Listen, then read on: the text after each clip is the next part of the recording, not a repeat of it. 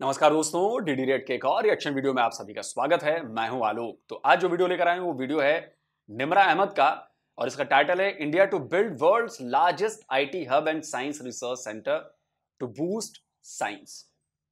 तो बड़ी अच्छी खबर है भाई। चलिए इस पर पाकिस्तान की जनता क्या कहती है, क्योंकि ये भी एक अचीवमेंट होगी, बहुत बड़ी अचीवमेंट होगी। इस पर पाकिस्तान की जनता क्या कहती है, आइए देखते हैं।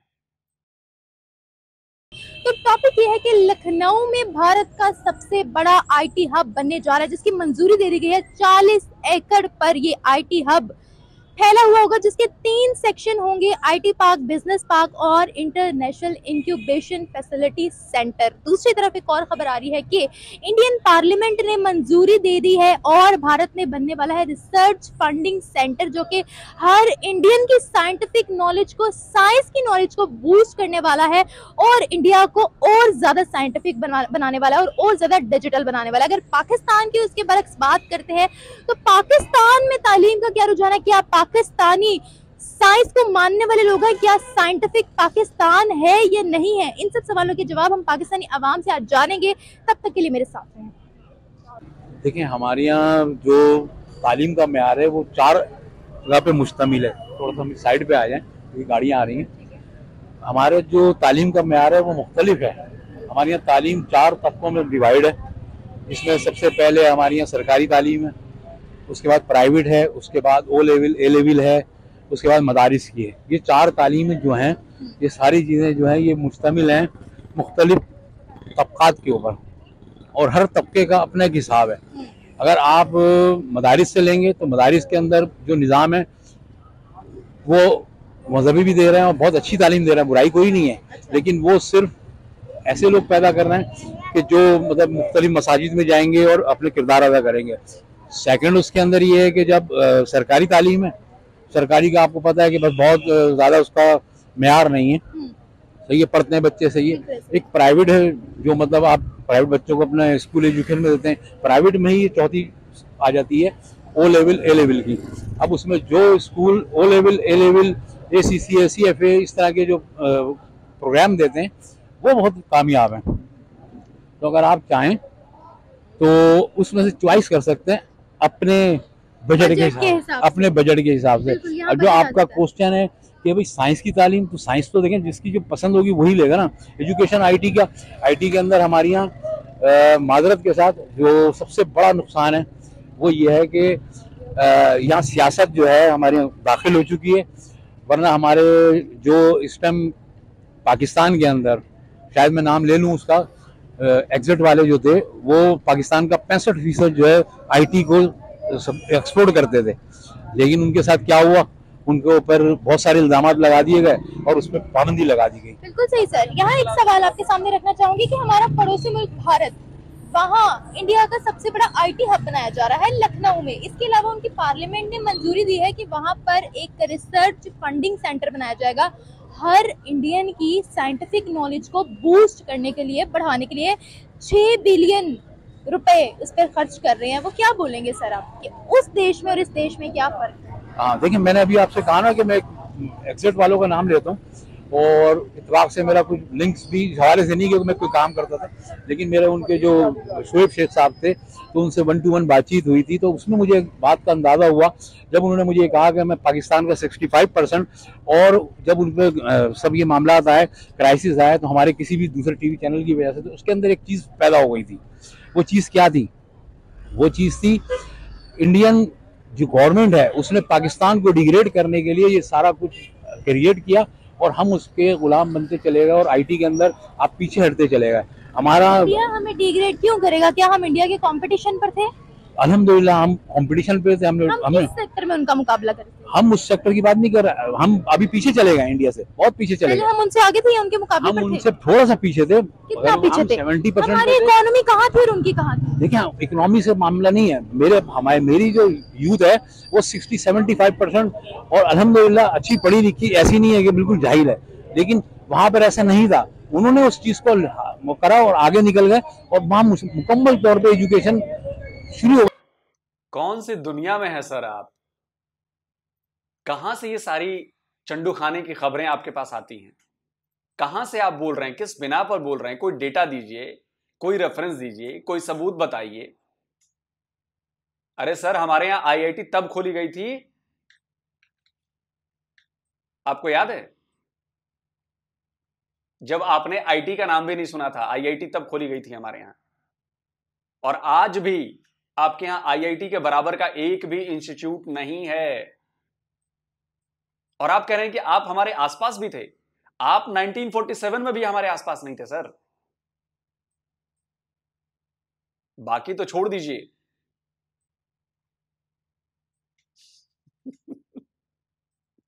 हमारा एक कॉलेज है, Indian institute of sciences Bangalore, उसके बारे में जाकर जरा पढ़ लीजिए।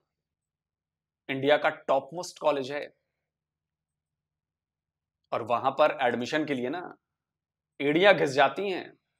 माथे का पसीना, एड़ी का पसीना माथे पर पहुंच जाता है। इतनी पढ़ाई करनी पड़ती है, तब भी नहीं होता। कहां बराबर में थे आप? आप रेस में भी नहीं थे और आप कह रहे हैं कि हम जी बराबरी पर थे, थोड़ा पीछे थे। आप रेस में भी नहीं थे और ना अभी हैं।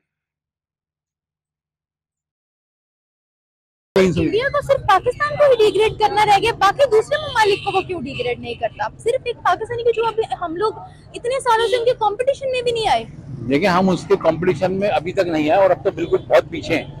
लेकिन वो अभी आप देखें, सबसे फर्स्ट नंबर पे हम उनके जो मतलब दुश्मनी है उनकी, वो हमारे साथ खुली है। आप ओपन है, आप अगर इंटरनेशनल उसके ऊपर जाके देखें तो ओपन सारी चीजें मिलती हैं आपको कि ये तो इससे ज्यादा तो मतलब दुश्मनी की कोई बात ही नहीं है। मतलब सर, हमें पाकिस्तानियों को बाहर के ममालिक से निकाला जा रहा है, वो इंडिया करवा रहा है। मतलब हम लोग कहीं बाहर के ममालिक जाते हैं, हमारी स्पेशल चेकिंग होती है, वो इंडिया करवा रहा है। हम लोग आज अपने यहाँ पर तालीम पर बजट नहीं दे रहे, वो इंडिया करवा रहा है। हम लोग टेक्सटाइल अपनी बंद करें, वो इंडिया करवा रहा है। स्टील मिल ग्रुप की भी है, वो इंडिया करवा रहा है। जी, ये जितनी आपने बातें की हैं, अगर इसकी गहराई में और इंटरनेशनल माफिया जिसके अंदर हमारे कुछ ममालिक शामिल हैं, जिसमें इसराइल भी है, अमेरिका भी है, आपके और दूसरे बाकी नाम, ये सारे इस बात के लिए आप अगर इसकी गहराई तक तहकीकात करेंगे तो आपको 100% मिलेगा कि ये लोग सब सारे के सारे जा रहे हैं। पाकिस्तान को ही क्यों ये सब डिग्रेड कर रहे हैं? कितनी गहराई तक sir? 50 metre, 100 metre, 1 kilometre, 2 kilometre, 200 kilometre?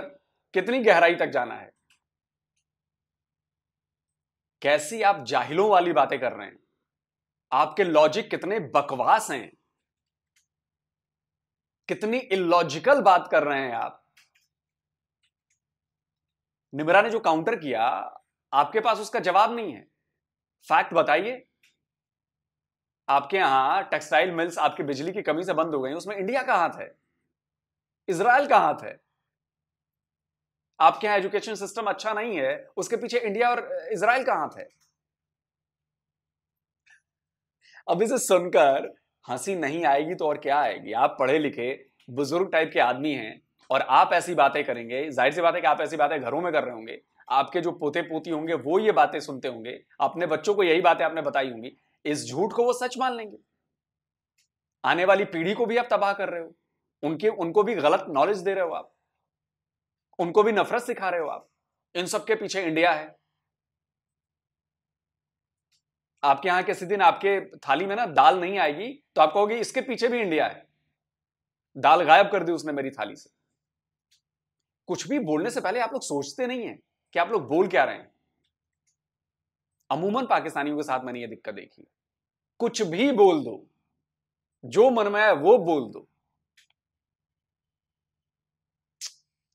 जाने कब पाकिस्तानी आवाम सुधरेगी, जाने कब वो फैक्चुअली लॉजिकल बातें करना सीखेगी। हम मुसलमान हैं, हमारा आप अकेले मुसलमान नहीं है सर। हम लोग ये समझते हैं कि हम लोगों ने ठेका लिया हुआ है। यूएई हमसे आगे है, सऊदीया हमसे आगे है, इस्लाम का गढ़ जहाँ से स्टार्ट हुआ इस्लाम, वो हमसे आगे है। तमाम मुस्लिम ममालिक की इज्जत है, सिवाय हमारे कोई ना कोई तो हम में भी खामी है ना। बिल्कुल बिल्कुल, हमारी खामी, हमारे यहाँ जो सियासी निज़ाम है, जो हम जिसको बार बार मतलब बुजुर्ग भी कहते थे और हम भी अब इस बात को समझ गए कि जो हमारा सियासी निज़ाम है उसके अंदर हम गुलाम पैदा कर रहे हैं। अच्छा। जो गुलाम है उनका काम क्या है? जब हमारे यहाँ जो मतलब तबका है जो वहाँ पे तालीम हासिल करके आता है, जो यहाँ नहीं, जो हम, क्योंकि ऐसा नहीं है, मैंने खुद अल्हम्दुलिल्लाह ब्रिटिश काउंसिल के साथ काम किया है, मैं सब जानता हूँ ये बहुत अच्छी सब सारा सिस्टम है। और सर आपने बोला है कि इन सब ममालिक ने पाकिस्तान को डिग्रेड किया है, आपको डिग्रेड तो फिर यूएई भी कर रहा है, आपकी स्पेशल चेकिंग करता है जब आप यूएई में जाते हो। 5000 दिरहम की रिस्ट्रिक्शन उन्होंने हम पर लगाई, सऊदीया ने सबसे ज्यादा फांसी पाकिस्तानियों को दी, तो फिर ये तो मुस्लिम ममालिक भी हमें जो है वो डिग्रेड करें, हमने खुद में कमी है तो हमें डिग्रेड किया जा रहा है ना। बाकी दूसरे देशों के भी तो हैं मुस्लिम ममालिक, कितनी ज्यादा कंट्रीज है मुस्लिम। हाँ आप मैंने देखा अभी बात शुरू कर रहा था तो आपने सवाल कर दिया। मेरा ये है कि उन सब ममालिक के अंदर कौन से ममालिक के अंदर जो निज़ाम कायम है यूएई में, सब ममालिक की सॉरी भारत के साथ बहुत अच्छी दोस्ती है सिवाय हमारे। हम कहते हैं कि उनको मुसलमानों फोबिया है, जबकि टू नेशन थ्योरी ही हम लोगों ने पेश की, उन्होंने तो टू नेशन थ्योरी पेश नहीं की। देखिए हमने टू नेशन थ्योरी तो ये तो खैर हम पहले जाएंगे, पहले तो इस बात पर गौर करें कि ये जो सवाल आपने किया कि आखिर उनके, देखिए मैंने अभी लफ्ज़ क्या इस्तेमाल किया, सियासी निज़ाम। सियासी निज़ाम बिल्कुल डिफरेंट है। सियासी निज़ाम जो है हमारे यहाँ जो पार्लिमानी निज़ाम है, इसकी वजह से हम बॉन्ड हैं, इसकी वजह से हम, अगर यही सदारती निज़ाम होता है जिसमें एक शख्स के पास इतना इख्तियार होता, अगर आप गौर करें अभी हम सिंपल कोई उसमें मतलब ये कोई दूसरा मामला नहीं है। जिस दिन जब परवेज मुशर्रफ की हुकूमत आई थी उस दौरान से लेके बाद में क्या आपका तरक्की का गिराफ नहीं किया था, और अभी जो आपकी रिसेंटली हुकूमत गई है किसकी, इमरान खान की, क्या वो गिराफ आपका उस टाइम ऊपर नहीं था, आपकी इकोनॉमी बढ़ नहीं रही थी, आपके रिजर्व नहीं बढ़ रहे थे, ये सारी चीजें। कैसे रिजर्व, आप मुझे बता दें कि इकोनॉमी क्या थी इमरान खान के दौर में और रिजर्व्स कौन कौन से हमारे बढ़े थे, जबकि अगर बात करें इमरान खान के दौर में सबसे ज्यादा कर्जा हमने लिया। देखें जो कर्जा लिया गया उसकी मालूम कर लें, ये एक सिस्टम है, सिस्टम के तहत कर्जा एक दूसरे को दिया जाता है और उसी हिसाब से कर्जों की बुनियाद पर तो नहीं चलती ना। अगर इमरान खान इतने अच्छे लीडर थे तो फिर इंडस्ट्रीज यहाँ पर लगाते, कर्जों से कब, मतलब हम कर्जा उतारने के लिए कर्जा ले रहे हैं तो वो कैसा कर्जा उतार रहे हैं। मैं आज ये आपके मीडिया पे दावा कर रहा हूँ कि अगर 6 महीने अब इस टाइम इस कंडीशन में इमरान खान को फुल दिया जाए तो उसके बाद ये होगा। तो अब मैं सुने इमरान खान का, अगर आप अभी सारे उसके जो वर्क जो कंप्लीट थे, रेकोडक का, इसके अलावा जितने भी मतलब रेंटल के, ये सारी चीजें कौन लेकर आया था, किसके पैसे थे, क्या मामला थे, इन सबके कर्जे किसने उतारे, ये कर्जा लेने के लिए, कर्जा मतलब देने के लिए और कर्जा लेने के लिए, सब कर्जे आपस में ले रहे हैं। सर मेरे मुताबिक लीडर वो है जो आपकी कर्जों से जान छुड़ाए, ना कि ये कि आप पर डबल कर्जा चढ़ाए। बाकी हमारी ऑडियंस बता सकती है हमें, वो पाकिस्तान के मामलात को बहुत अच्छे तरीके से हमारी ऑडियंस जानती है, तो वो कमेंट सेक्शन में भी बता सकती है कि वो क्या कहना चाहती है, क्या राय रखती है इस बारे में। Thank you so much sir. तलीम तो अब खत्म होगी, तलीम। ये जो अंकल थे इनको कहते हैं पढ़े लिखे अनपढ़। बात इन्होंने अनपढ़ों की तरह की है। ये इमरान खान के सपोर्टर हैं, ये इस तरह बोल रहे हैं कि भाई एक कर्जा उतारने के लिए दूसरा कर्जा लेना ये तो उसका हक था और उसने सही काम किया। तो सर आप मुझे ये बता दें कि 75 साल के पाकिस्तान के इतिहास में जितना कर्जा 71 साल में पूरे पाकिस्तान ने लिया, उसके बराबर करीब करीब कर्जा 4 साल में इमरान खान ने ले लिया। 71 साल बनाम 4 साल, करीब करीब बराबर कर्जा। इसको क्या कहेंगे आप? अच्छी गवर्नेंस थी ये? कोई अनपढ़ आदमी भी बता देगा, आप तो खैर पढ़े लिखे अनपढ़ हैं, एक अनपढ़ आदमी बता देगा कि ये गलत चीज है। इमरान खान के सत्ता के दौर में आप 140वें नंबर पर पहुंच गए करप्शन इंडेक्स में। जब इमरान खान पीएम बने थे तब उस इंडेक्स में आपका नंबर था 116वां और आप पहुंच गए 140वें पर। अब इसमें आप कहेंगे कि नहीं देखो वो इंडेक्स तो बाहर बनाता है, वो नॉन मुस्लिम होगा, उसने हमारे खिलाफ साजिश करी। देखो पाकिस्तान के खिलाफ साजिश हो रही है, इससे बड़ा सबूत क्या है कि इमरान खान आया और करप्शन इंडेक्स में 140वें नंबर पर कर दिया। बताओ करप्शन कहां हुई हमारे यहां? बिल्कुल करप्शन नहीं। इसलिए मैंने आपको कहा पढ़े लिखे अनपढ़ अंकल, लेकिन आप मानेंगे नहीं। लोग पढ़ाई की वजह से पैसे होंगे तो पढ़ेंगे, पैसे नहीं होंगे, इतनी महंगाई है तो कौन पढ़ेगा, कोई नहीं पढ़ सकता। सर इसी में एक खबर आ रही है हमारे पड़ोसी मुल्क भारत की जानिब से कि उनका इंडिया का सबसे बड़ा आईटी हब लखनऊ में बन रहा है। इसके अलावा उनकी पार्लियामेंट ने एक बिल पास किया है, एक मंजूरी दी है कि वहाँ पर रिसर्च फंडिंग सेंटर बनाया जा रहा है जो लोगों की साइंटिफिक नॉलेज को और बढ़ाएगा। तो पाकिस्तान में ऐसा हो रहा है?